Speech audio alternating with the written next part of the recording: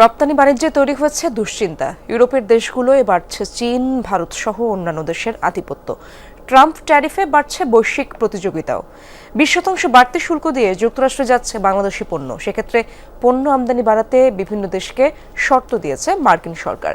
বিশ্লেষকরা বলছেন, শুল্ক চুক্তিতে বাংলাদেশি পণ্য রপ্তানিতেও কোটা নির্ধারণের শর্ত যুক্ত করা উচিত।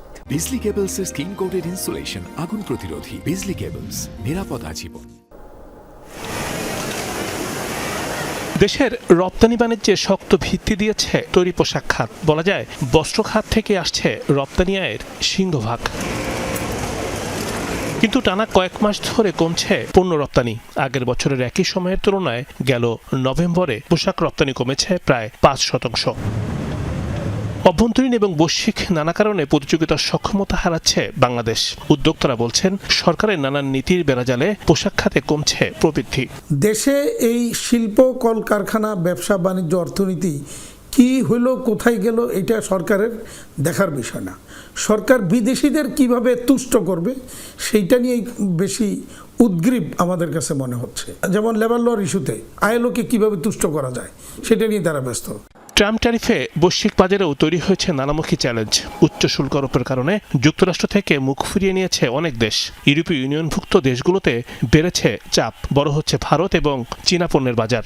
তাই তুলনামূলক সুবিধায় থাকা বাংলাদেশের বেড়েছে দুশ্চিন্তা। প্রত্যাশা করেছিলাম যে শুল্কজনিত যে একটা সুবিধা পাবো মার্কিন বাজারে, যেটা ট্রাম্প ট্যারিফ বলা হচ্ছে, সেখানে সুবিধা পাওয়ার বদলে এখন সেটা অসুবিধার কারণ হয়ে দাঁড়িয়েছে। সেটা আমরা শুধু ইউএস মার্কেটেই না, সেটা এখন আমরা ওটির ঢেউ লেগেছে এখন ইউরোপের বাজারে, যেখানে চায়না এবং ইন্ডিয়ান পণ্য তারা এখন সেখানে তুলনামূলকভাবে কম মূল্যে তাদের অফার করার কারণে সেখানে আমাদের পণ্য সেখানে আর টিকতে পারছে না। বাংলাদেশি পণ্য রপ্তানিতে 20% বাড়তি শুল্ক ধার্য করেছে মার্কিন সরকার। এজন্য বেশি দাম হওয়া সত্ত্বেও বোয়িং, সয়াবিন, গম সহ নানা পণ্য কিনতে শর্ত জুড়ে দিয়েছে যুক্তরাষ্ট্র। বিশ্লেষকরা বলছেন, দুই দেশের মধ্যে শুল্ক চুক্তিতে যুক্তরাষ্ট্রের মতোই বাংলাদেশি পণ্য নেবার ক্ষেত্রেও কোটা নির্ধারণ করে দেওয়া উচিত।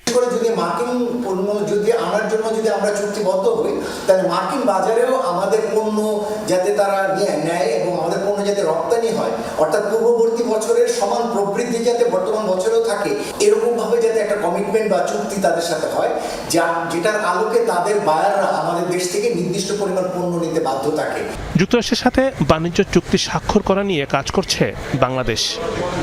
রিমন রহমান, যমুনা নিউজ, ঢাকা।